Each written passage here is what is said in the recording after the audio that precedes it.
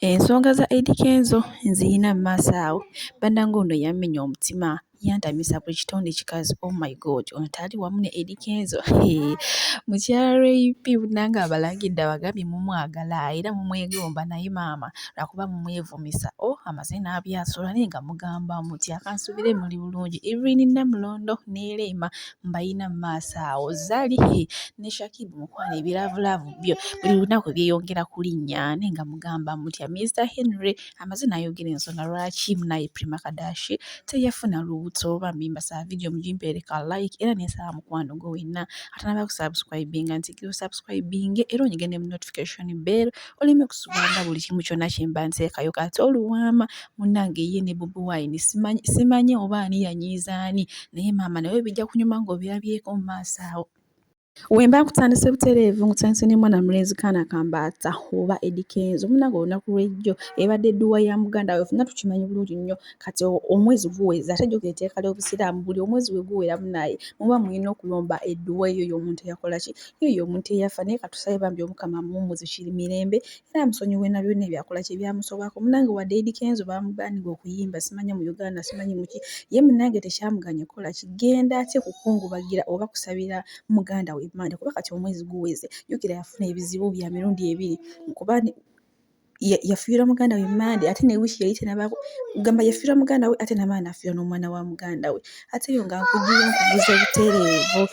nkuvuze butereevu munnange ku Mr. Henry owa Galaxy oba eyaliko bawa Prima Kadashi munnange abaddeko ku interview emu ne bamubuuza mwana wa taata omukyala walwa naye akabanga kuba akabanga ke yalwa ne Prima Kadashi yali badde yasobodde okukola ki okufuna olubuto munnange abazzemu n'abagamba baali batandise okukirowoozaako era nga batandise okiteeka mu nkola naye munnange tekyakola ki tekyasoboka munnange omukyala Prima Kadashi n'abuuka n'addayo ewa taata w'abaana omukulu ate bye biri ku sayidi ezeeyo munnange nebibawuuba nebibazza eno nebibazza eri bannange laavu ennyuma mukwano naye ennyuma ndowooza ngu oyagala omuntu nga naye akwagala munnange Zali ne Shakibu munnange jjukira olunaku lw'egyo bavuddeyo ne batugamba nti no bateeka mikolo gya mbaga kati simanyi munaye ekituufu oba bayisaawo guno omukolo gwa white party oba nga ddala kituufu mbaga naye byonna bafunye nja kuba mbibaleetera wano jjukira Zali yatusuubiza nti ayagala asooka muzalire omwana omuwala kuba mbu alina omwana omuwala omu naye nga omwana oyo ayagala abeere wa Shakibu ate nga nkuwuzizaako ewa mukyala Bindeeba mukyala Kokuteero mukyala Precious Remy maama Prince Brakabisi banaye gwenagaga abagambi bannange bantu bange muleme okweyisaako era amazima gali nti mumwagala nti era mufuba nnyo okulaba nga mumugoberera buli kimu kyakola ki buli kimu kyaba akola bannange bye biri sayidi ezeeyo kugamba jjukira twafunayo Diana Nabatanzi nga ye wa bulungi bumuluma kati ono ye agambye yeemanyanyirira ye muntu akyasinze okwambala engoye n'anyuma bannange ye njogera ekindeke kibi ebiri sayidi ezeeyo ate nga nkuzizaako wa X ne X munnange Dr. Godali bulijjo bagamba Irene Namulondo ve waalema kankuweko ka video katono ate nkongerayo mu maaso kadade kikemo ki ekyali kibaddewo n'otakivuunuka nogaa kyo kizze kigenze bwe kyo nkiyigidde mu buyigizi Irene Namulondo yajja kikemo nesitakivuunuka naye n'enjiga bingi nti abakazi batemu era abakazi mbatya buli muwala banna naawe buli alaba omuwala mulabe edduka basibo kiri kati abasajja bwetugobako tugenda kufumbirwa waffe ati babeerewo era gy'oli yonna ng'olina omuwala mulabe edduka weegendereze kati oluwama ne Bobi Wine simanyi oba ani yanyiizaani yuno mu vidiyo katono nnyo ate nkongere atwogerera atya nanti ati ye yazaala Bobi Wine ani yamuzaala ati yasooka kubeera muyimbi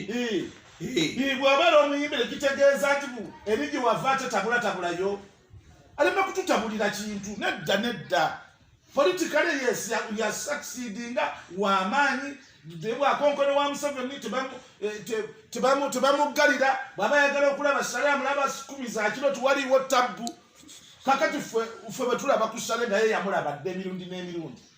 temulimu akafaananyi nga sale ali ne Bobi Wine bakozeyo batya emikono baali bateesaki baali banyumya ki kiki baali banyumya kukwana bakazi baali banyumya kutunda njaga baali banyumya ki baali banyumya nga bali nesale kibaleme kutufuula bafools naye akafaananyi kadda I don't mind oba kadda oba kabeero kasuku bwe wali ogenda okusoma amawulire watandika ekirowoozo kyajja mu mutima tinja kusoma amawulire n'otandika oyo Bobi Wine yatandika politics yamutandika na Sale yamutandika n'abantu babiri Sale ne Kayihura kakati nakitegera nti ekino ekintu nno bw'oteekawo movement ekiganya gavumenti osobola okuba ow'amaanyi n'ofuna ssente era Bobi Wine ssente z'ofunye mu politics ffe baartist tugenda zifunako zaalina ziŋŋoŋa yazijjawa atubulire yakuba show ki gye yazitundamu zaalina ziŋŋoŋa yakuba show ki gye yakuba n'afuna emitwa ezo miliyoni za dola zaalina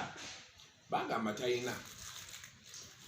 mukodo talina rajovola ffe tusobola kubeera naye kuba mukodo ate atimba abantu akatambaala mbu ali mu struggle ate abasajja nga bakusasula struggle kigyolimu. You are wasting our time. Please don't waste our time, you young boys who have just entered this field of politics. Don't waste our time. Ndowooza naawe osaliza n'ekikko okuba ebigambo byenjogera obitya. Before going to meet General Sale, these artists should have asked themselves this question. Why are they not invited to a ministry responsible for the arts? Why does the military general, what does the military general have to do with organizing the music and the arts? And isn't this the same place where fellow artists were recently beaten and humiliated? Kakati kyenjagala komaawo ebibuuzo ebyo byonna naye abisumming up one thing. Why is it that the general is coming in politics?